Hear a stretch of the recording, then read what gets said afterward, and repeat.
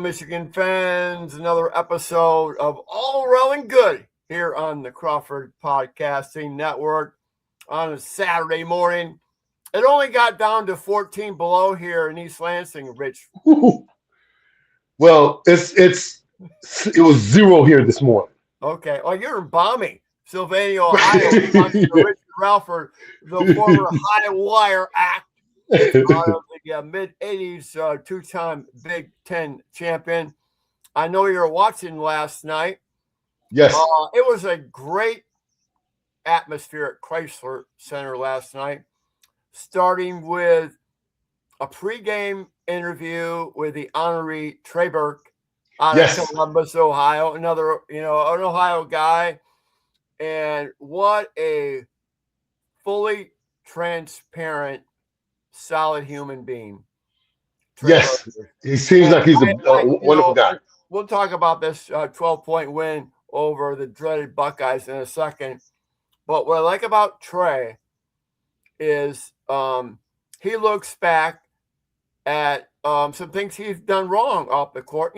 Maybe not folk in which kind of he turned his NBA career into a little bit of a roller coaster ride. He's still playing. He's playing in Mexico right now. I heard.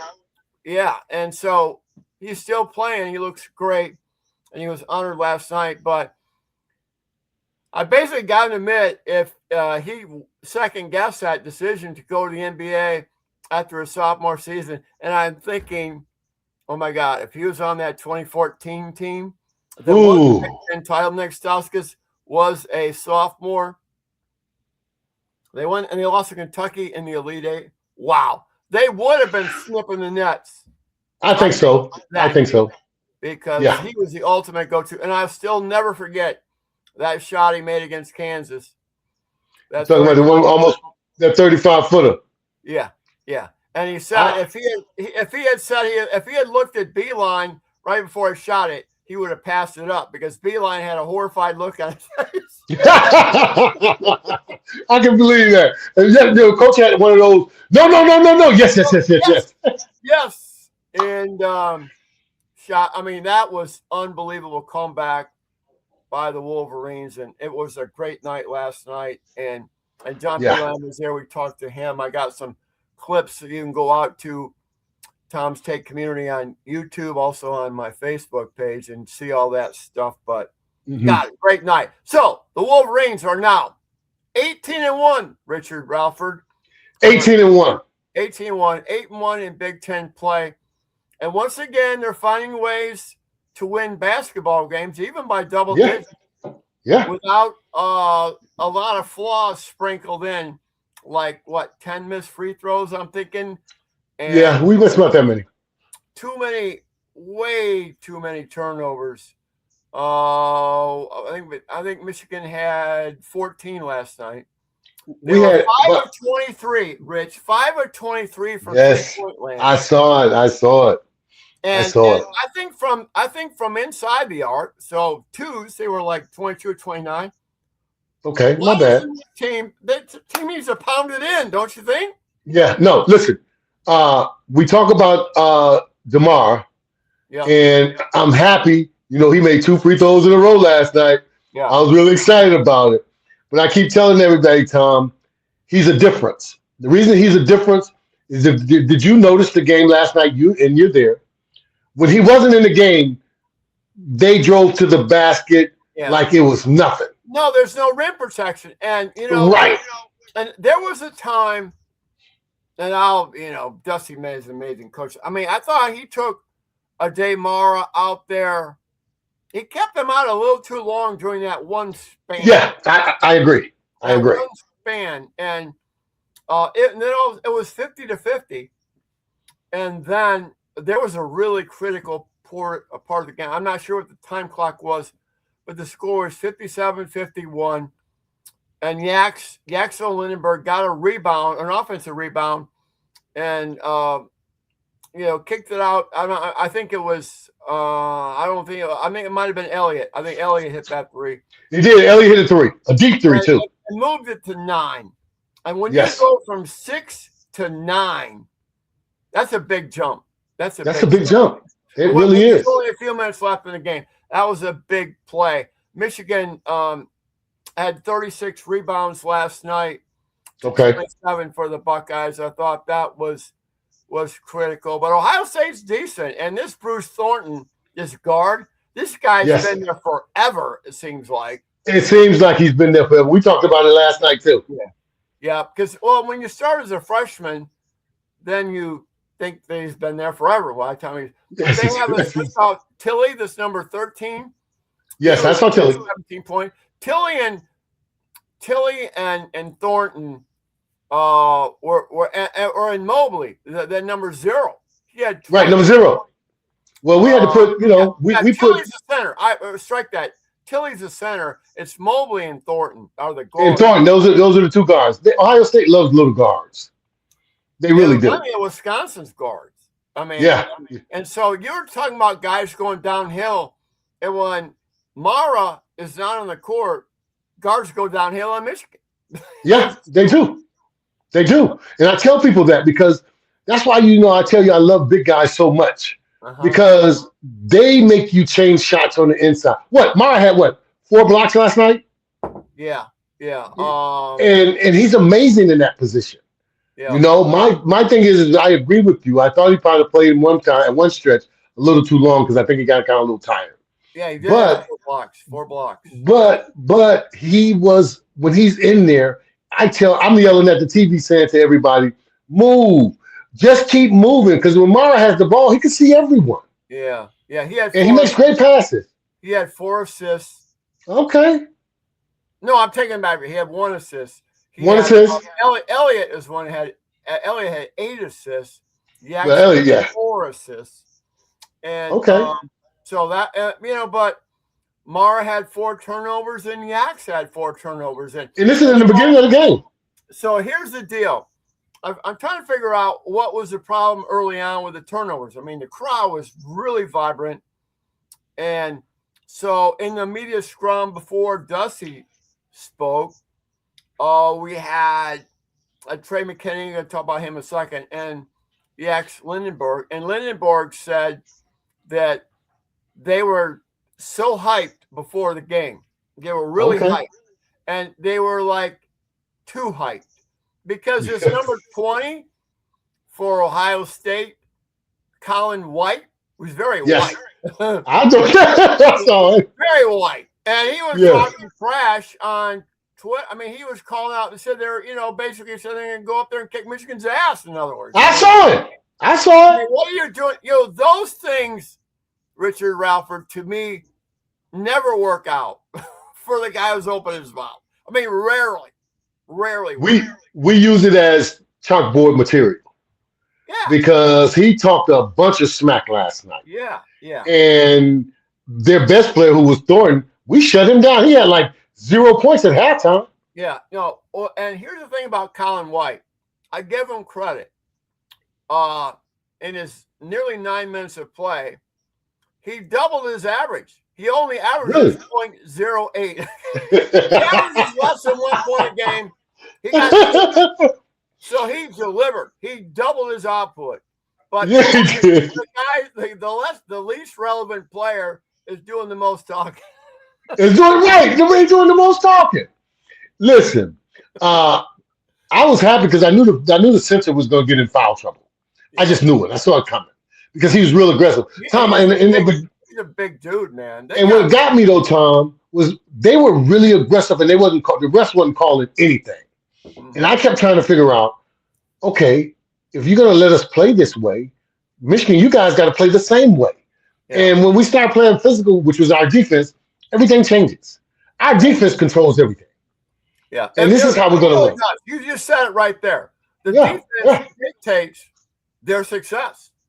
Yeah, it does. It really does. They're not a good, let's face it, they're not a horrible 3-point shooting team, but they're definitely not a great shooting 3-point. No, we're just decent. We're decent from 3. We're decent. Yeah. And so that's why I pound the ball down. And then free throws, this has got to get addressed because when you get the NCAA tournament, holy moly. Because that's when the free throws going to really come into play. Yeah, and in the tournament. the officiating is going to be different. And whenever DJ Carson, the big tall bald guy, whenever he's reffing, he's with a crew, and they're all bad, in my opinion. Yeah, I agree. I totally agree. I'm media. I'm not a coach, so I can rip on the officials. Right. I mean, he's not very good. He's not very good.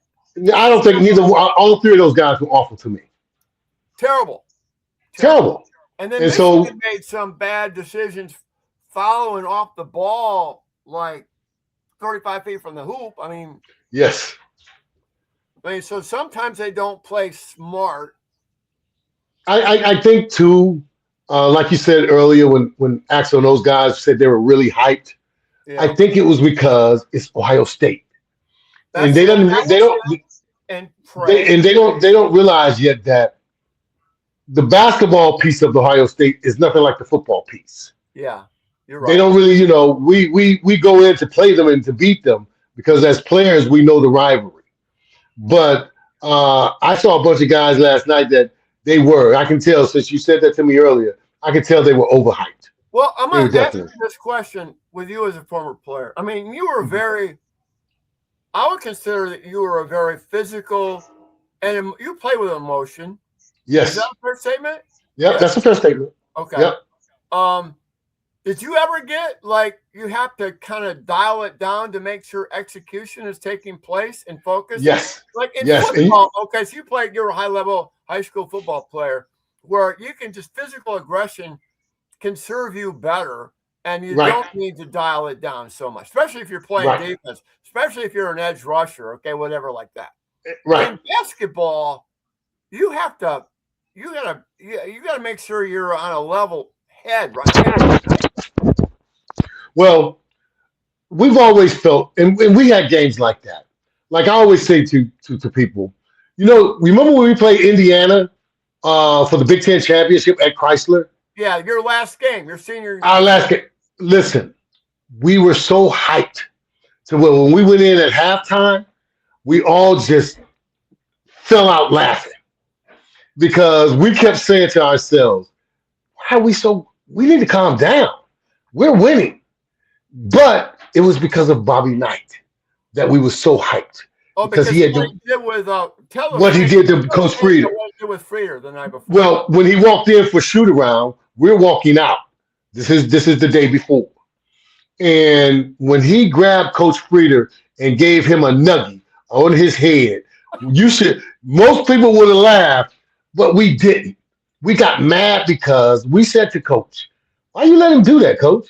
And Coach said to us, "It's okay. Coach is okay." I said, "Yeah, okay. We're gonna show him how okay he was." And we all felt disrespected for Coach because you don't come in somebody else's gym and give them a noogie and think that it's okay. We didn't know you us money now, but when we did it, you should have saw all the players. None of us laughed. We looked at Coach like, we got the best team. Well, you know what Bobby Knight was doing with Frieder? He was bullying him. He was bullied, Dick, Tom. Perfect word. That's exactly what he did. He tried to bully him because he knew we were better. We had already beat them there in Bloomington.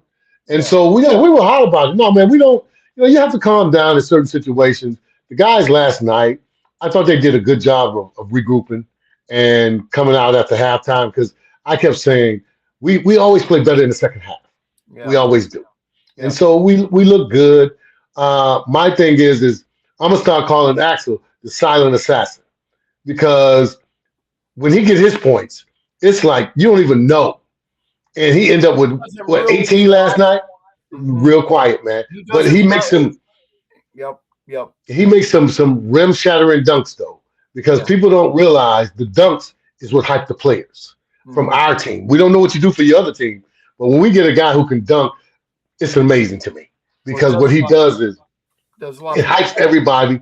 And listen, I think those guys, man, they love each other, and that's what it takes. You got to go in there with the love, man, because every player I hear talk from Michigan, it's always my brother. I'm doing for my brother and what I do for my brother, and I love that. Well, here's what I was pondering last night when John Beilein was there, and at the presser pregame we had Trey, and then we had Beilein.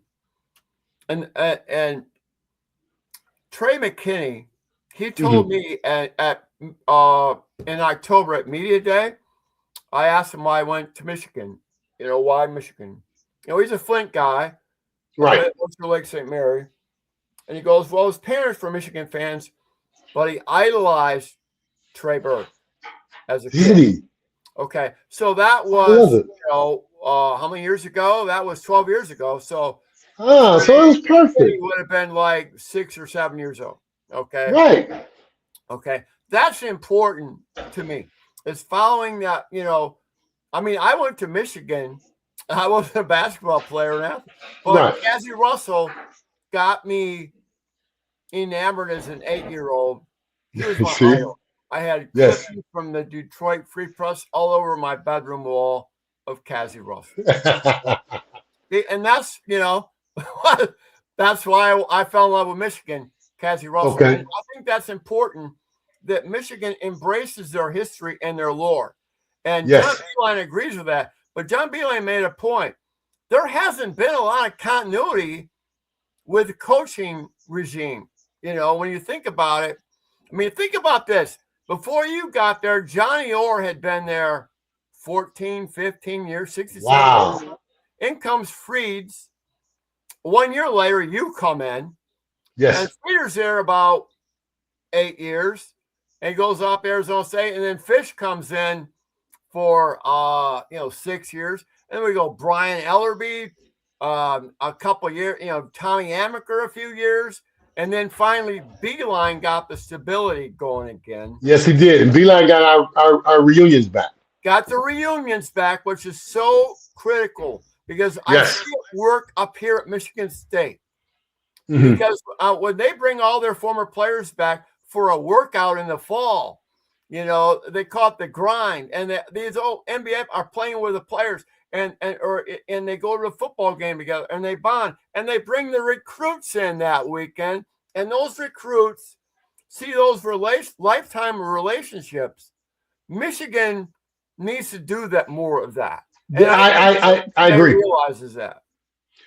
Coach B, man, I love Coach B because not only did he bring those back, he knows all his players. I tell you, he's down there with the Heat.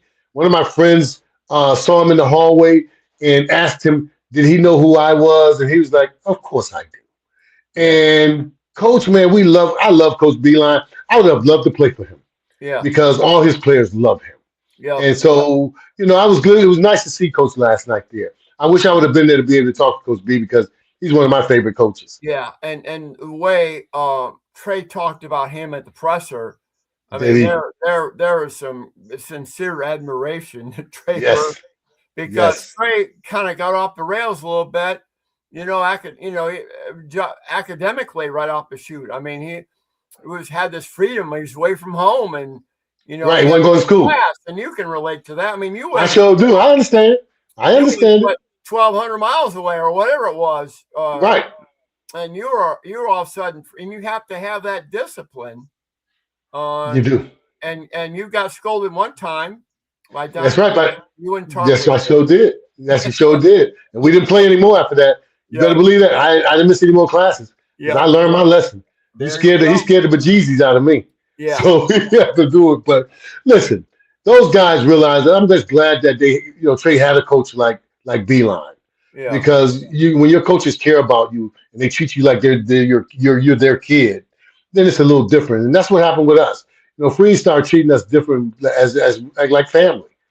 Start going to his house and having lunches and dinners and all of these things. And I always tell people, Tom, and I got to tell you this. I told you we went over there for what we call a lobster feast. Frida had got these people to donate all of these lobsters. We went over to his house and we had lobster tails for 2 hours. And when we left, he gave each one of us 3 to 4 lobsters to take home. Wow. That's how much we had. And like you said earlier, the camaraderie that brings amongst all your players, all of us. You got 14 guys that's at his house. And he does this. And so, now you want to play for your brother. And that's what I think is going on now with Coach May.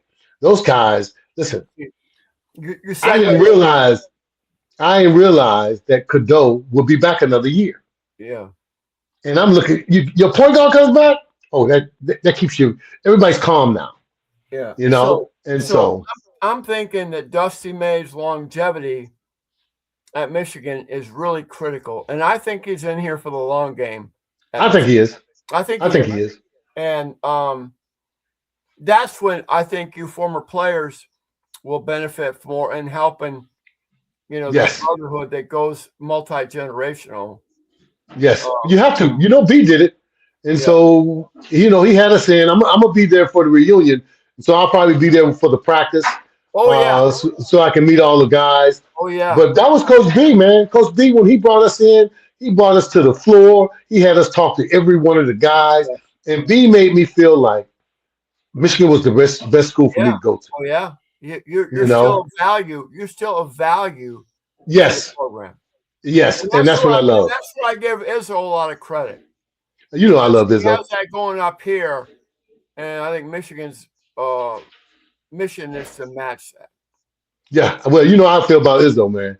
I think he does a great job, and I won't. Even though I'm a Michigan guy, you can't say nothing bad to me about Izzo because I'm gonna go off. Speaking of Izzo, that's next Friday night. Michigan goes to Michigan State, and you know how difficult that is. And that follows us. It's funny. I don't know what the question was, but Dusty May said, "Yeah, we got a monster week coming up." Monster week. I mean, my God, they're playing 2 top 10 teams in the span of 3 days.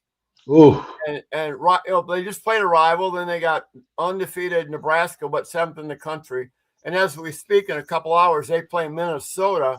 So I hope they beat Minnesota. They come in there 20-0. Yeah. And then Michigan goes to on Friday night to Breslin, and we'll talk about that. Our next podcast is going to be on Wednesday. And we're going to have Bruce Motti on here with us. I look forward to my guy, Bruce. A lot of fun. So anyway, Richard, terrific job. Stay Thank you, warm, sir. my friend. And next week, we big week, man. Yes, I look forward to it. Yep. All right. All right, my man. Go Blue, baby. All right. Go Blue, Rich. Take care. Be warm.